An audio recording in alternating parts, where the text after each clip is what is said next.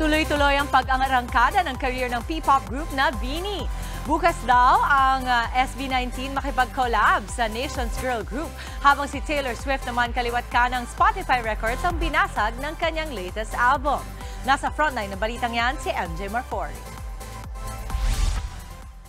Walang tigil ang pag-bloom ng BINI sa Pilipinas. Ang kanilang latest mall show kasi sa Antipolo, dinagsa ng higit 6,000 fans. Napuno mula sa first floor hanggang sa third floor ang mall dahil sa blooms na dumayo para manood.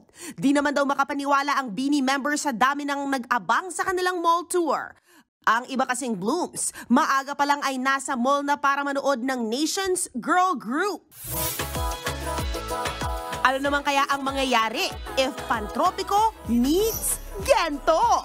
Posibleng malaman natin yan in the future. Bukas daw kasi ang SB19 na makipag-collab sa BINI.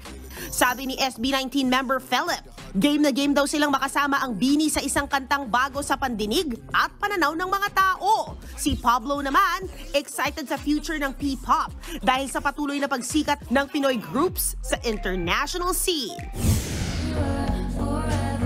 Come one, come all. It's happening again. Sunod-sunod na records na naman kasi ang binasag ni Taylor Swift sa Spotify. Kasunod yan ng paglabas ng kanyang album na The Tortured Poets Department. Ayon sa streaming platform, ito ang unang album na nakakuha ng higit 300 million streams sa loob ng isang araw. Kasabay niya, ito rin na naging most streamed album in a single day ngayong taon. Si Taylor din na naging most streamed artist in a single day sa kasaysayan ng Spotify. Record-breaking din ang lead single sa album na Fourth Night featuring Post Malone. Ito kasi ang naging most streamed song in a single day sa Spotify.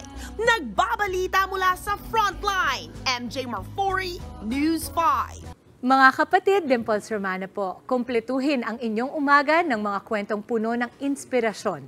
Salubungin po ang bawat araw ng may ngiti at pag-asa. Kaya't mag-subscribe na po at mag-follow na sa aming social media pages ng News 5.